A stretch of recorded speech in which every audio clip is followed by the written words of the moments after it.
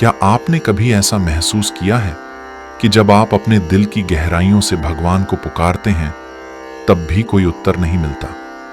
क्या आपके मन में कभी यह सवाल उठा है कि क्या सच में कोई ईश्वर से बात कर सकता है, या यह सब केवल हमारी कल्पना ही है? क्या हमारी प्रार्थनाएं कहीं खो जाती हैं, या वास्तव में कोई दिव्य सत्ता है जो उन्हें सुनती है और उत्तर भी देती है?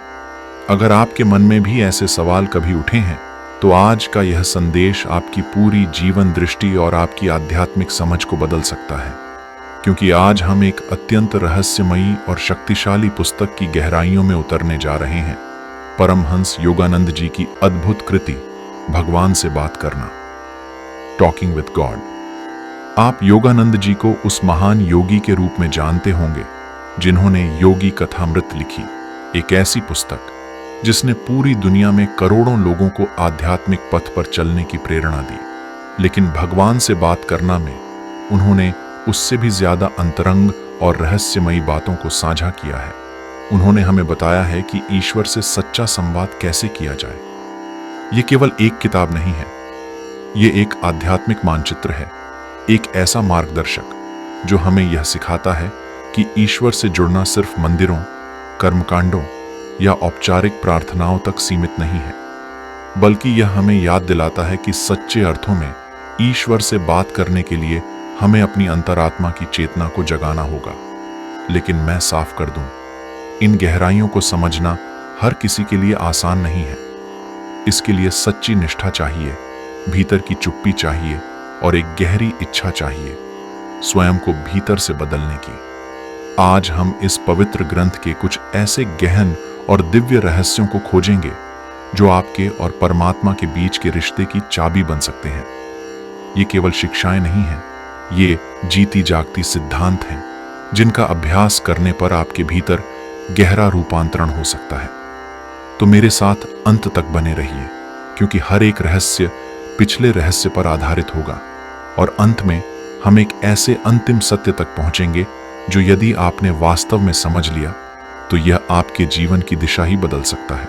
तो चलिए शुरू करते हैं उस पहले सवाल से जिसने हम सभी को कभी ना कभी झकझोरा है। आखिर क्यों भगवान हमारी प्रार्थनाओं का उत्तर नहीं देते? क्योंकि सच तो यह है कि जीवन में कभी ना कभी हम सभी ने प्रार्थना की है, दुख के क्षणों में, भय में, भ्रम में, या जब हम खुद को बिल्कुल असहाय महसूस करते हैं। हम जब दुख, भय या भ्रम की घड़ी में भगवान को पुकारते हैं तो हमारे दिल में एक उम्मीद होती है कि कोई संकेत मिलेगा, कोई समाधान मिलेगा, या कम से कम कोई हमारी पुकार को सुनेगा। लेकिन अक्सर उत्तर में केवल नीरवता ही मिलती है। आखिर ऐसा क्यों होता है? आइए मैं आपसे एक सवाल पूछता हूं, क्या आपने कभी सचमुच ईश्वर की आवाज को सुनने की कोशिश की है? परमहंस योगानंद जी बड़े सुंदर तरीके से समझाते हैं कि सच्चा संवाद केवल मांगने से नहीं होता। सच्चा संवाद तब होता है जब हम भीतर से सुनना सीखते हैं, गहराई से, मौन होकर, पूरी निष्ठा के साथ। क्यों सुनना मांगने से ज्यादा जरूरी है? क्योंकि जब हम केवल मांगते रहते हैं तो संवाद एक तरफा हो जाता है।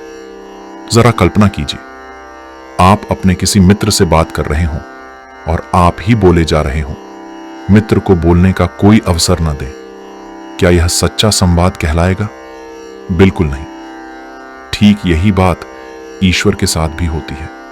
अगर हमें परमात्मा से सच्चा संबंध बनाना है तो हमें अपने मन को शांत करना होगा और ईश्वर की मधुर मौन वाणी को सुनना सीखना होगा। पर योगानंद जी हमें एक और गहरा रहस्य बताते हैं। ईश्वर शब्दों में नहीं बोलते, ईश्वर तो भावनाओं में बोलते हैं, आंतरिक शांति में बोलते हैं और उन अदृश्य कंपन, वाइब्रेशंस में बोलते हैं जो हमें गहराई से शांति का अनुभव कराते हैं। योगानंद जी कहते हैं, सच्ची प्रार्थना केवल मांगना नहीं है, सच्ची प्रार्थना है दिव्य उपस्थिति का अनुभव करना। जब हम केवल मांगते रहते हैं तो हमारा मन अशांत रहता है, लेकिन जब हम सुनना शुरू करते हैं तो हमारे भीतर एक गहरी शांति का जन्म होता है और इसी पवित्र मौन में ईश्वर की वाणी प्रकट होती है। तो ईश्वर हमसे कैसे संवाद करते हैं? वे हमें संकेतों के रूप में मार्ग दिखाते हैं। वे आंतरिक मार्गदर्शन के रूप में हमारे अंतर्मन से बोलते हैं। वे गहरे ध्यान में उत्पन्न होने वाली सूक्ष्म भावनाओं के रूप में हमें दिशा देते हैं। जब हम अपने भीतर की नीरवता में उतरते हैं तो एक दिव्य शक्ति हमारे भीतर जागृत होने लगती है। यह शक्ति बाहर नहीं है, यह तो हमारे ही भीतर है। वही शक्ति हमें राह दिखाती है, हमें सांत्वना देती है और तब भी मार्ग दिखाती है जब सारा संसार अंधकारमय प्रतीत होता है।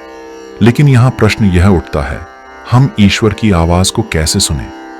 हम उस दिव्य कंपन को कैसे महसूस करें? इसका उत्तर है ध्यान, मेडिटेशन। योगानंद जी बार बार जोर देकर कहते हैं कि परमात्मा से बात करने का सबसे शक्तिशाली तरीका ध्यान है।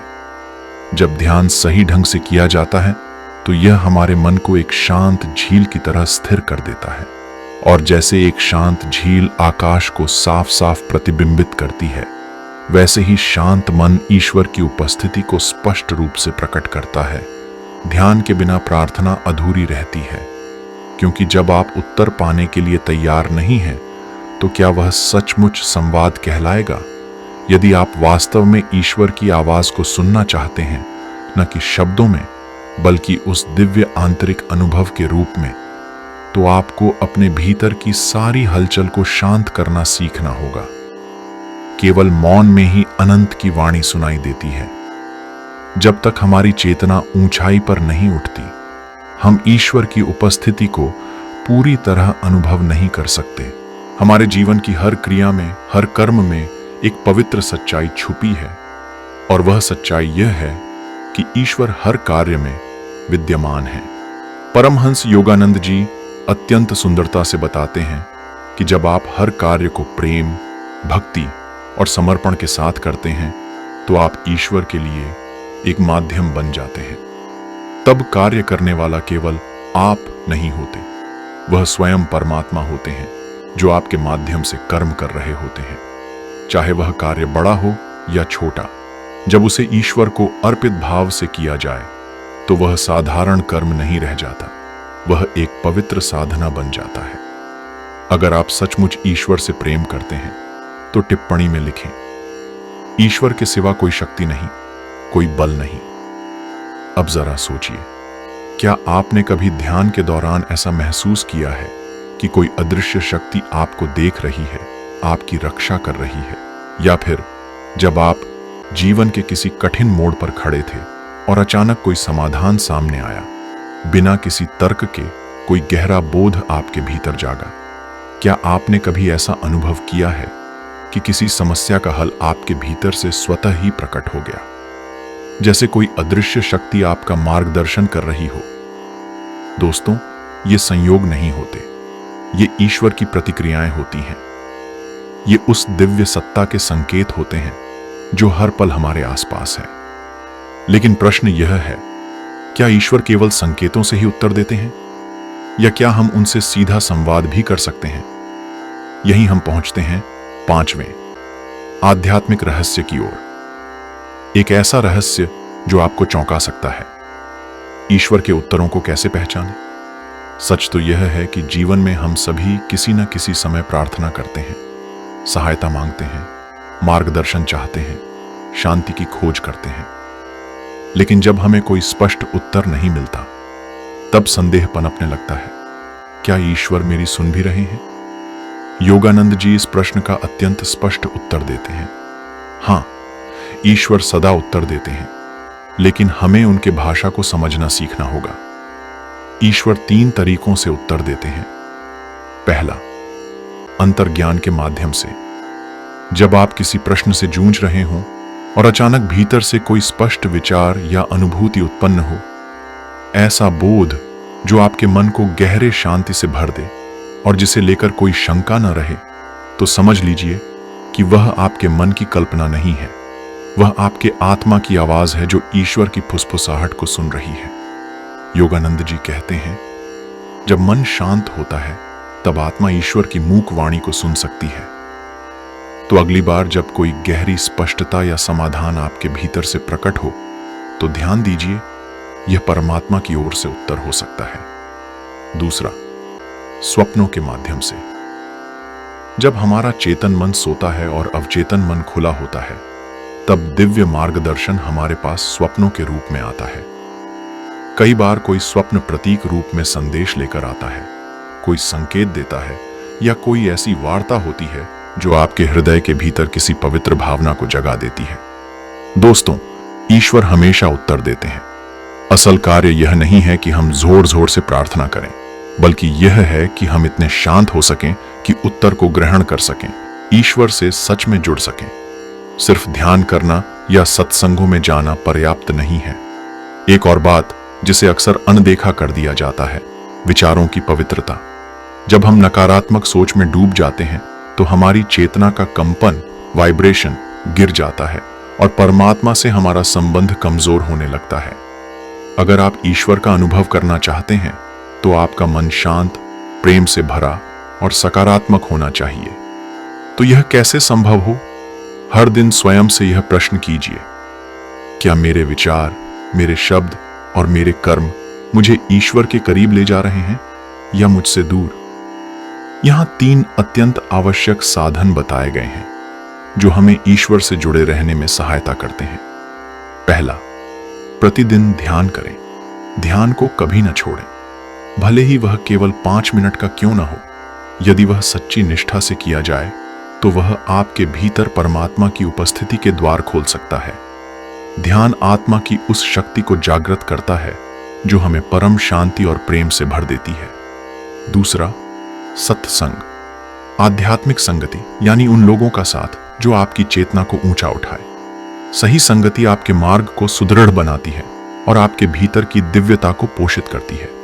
सत्संग वह वातावरण है जहां आपके भीतर की लौ और प्रज्वलित होती है। तीसरा, अपने विचारों पर विजय पाएं। नकारात्मकता से बचें।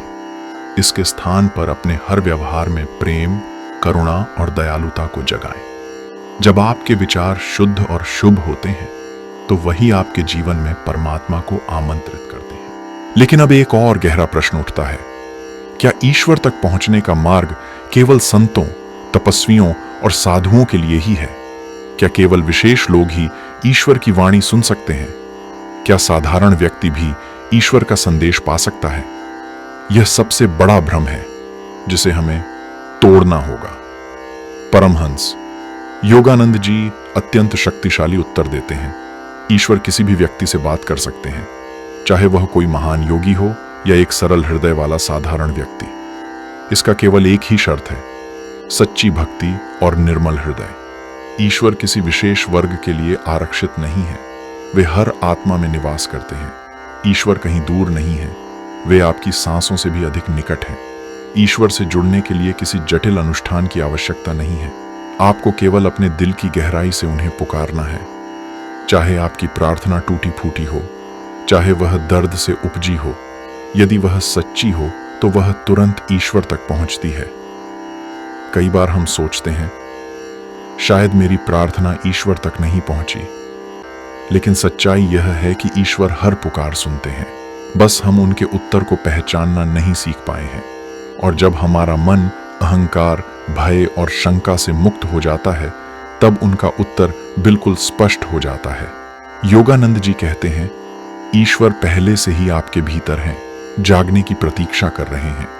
अब मैं आपसे एक सवाल पूछना चाहता हूं, क्या हमारा संबंध ईश्वर से केवल प्रार्थना और ध्यान तक सीमित रहना चाहिए, या क्या कोई और गहरा, अधिक शक्तिशाली मार्ग भी है ईश्वर से जुड़ने का? यह अंतिम और सबसे महत्वपूर्ण रहस्य आपके आध्यात्मिक जीवन की दिशा को पूरी तरह बदल सकता है। ईश्वर से जुड़ने का सबसे शक्तिशाली मार्ग क्या है? अब तक हमने ध्यान, प्रार्थना और अंतर्ज्ञान को ईश्वर से संवाद के साधन के रूप में जाना, लेकिन योगानंद जी एक और अधिक रूपांतरकारी रहस्य प्रकट करते हैं। ईश्वर तक पहुंचने का सबसे सरल और सबसे शक्तिशाली मार्ग है निष्काम प्रेम। निष्काम प्रेम क्या है? यह वह प्रेम है जो किसी प्रत्याशा के बिना दिया जाता है। जब आप किसी की मदद करते हैं बिना प्रशंसा की चाह के, जब आप हर प्राणी में ईश्वर की झलक देखते हैं, जब आप प्रेम केवल दया के कारण देते हैं, न कि किसी स्वार्थ या आवश्यकता के कारण, तब आप हर क्षण ईश्वर की उपस्थिति को महसूस करने लगते हैं। सच्ची भक्ति मंदिरों और अनुष्ठानों तक सीमित नहीं है। पूजा केवल हाथ जोड़ने या मंत्र बोलने से नहीं होती। सच्ची भक्ति तो आपके हर रोज के जीवन में होती है। जब आप किसी को क्षमा करते हैं, जब आप किसी पीड़ित की सेवा करते हैं, जब आप अहंकार छोड़कर विनम्रता से बोलते हैं, वहीं ईश्वर का वास होता है। ईश्वर केवल गुफाओं में साधना करने वाले संतों से नहीं बोलते। ईश्वर किसी से भी बोल सकते हैं जो प्रेम, दयालुता और शुद्ध हृदय से जीता है। अब असली प्रश्न यह है, क्या आप इस संदेश को अपने जीवन में उतारेंगे? क्या आप आज से ही अपने हृदय में करुणा का दीपक जलाएंगे? क्या आप केवल मांगना बंद कर ईश्वर को अपने जीवन के हर क्षण में शामिल करेंगे? क्योंकि इन प्रश्नों के उत्तर ही यह तय करेंगे कि आप ईश्वर के कितने निकट या कितने दूर हैं। यदि इस ज्ञान ने आपके हृदय को स्पर्श किया हो, तो इसे किसी ऐसे व्यक्ति से साझा करें जिसे आज इसकी आवश्यकता हो सकती है। याद रखिए, ईश्वर किसी दूर आकाश में नहीं है, वे आपके भीतर हैं। प्रेम के माध्यम से उन्हें अनुभव करने के लिए तैयार हैं। आइए हम सब मिलकर इस दिव्य पथ पर आगे बढ़ें। आज हमने समझा कि ईश्वर से संवाद केवल शब्दों से नहीं, बल्कि हृदय की गहराइयों से होता है। ध्यान, प्रार्थना, अंतर्ज्ञान और सबसे बढ़कर निष्काम प्रेम ही वह सेतु है जो हमें परमात्मा से जोड़ता है। याद रखिए, ईश्वर कहीं बाहर नहीं है, वे हमारे भीतर हैं। हर शुभ विचार, हर करुणामयी कर्म, हर सच्ची प्रार्थना, यही सच्चा ईश्वर भजन है। अब यह आपके हाथ में है। क्या आप इस दिव्य संदेश को केवल सुनकर छोड़ देंगे या इसे अपने जीवन में जीना शुरू करेंगे? आइए हम सब मिलकर अपने जीवन को प्रेम, दया और भक्ति से भरें और हर दिन ईश्वर की उपस्थिति को अनुभव करें। यदि इस ज्ञान ने आपके हृदय को छू लिया हो, तो इस वीडियो को लाइक करें, कमेंट में लिखें, मैं ईश्वर को अपने जीवन में अनुभव करना चाहता हूं, और इस संदेश को किसी ऐसे व्यक्ति तक पहुंचाए जिसे इसकी जरूरत हो। धन्यवाद। ईश्वर आप पर सदैव अपनी कृपा बनाए रखें। जय गुरुदेव।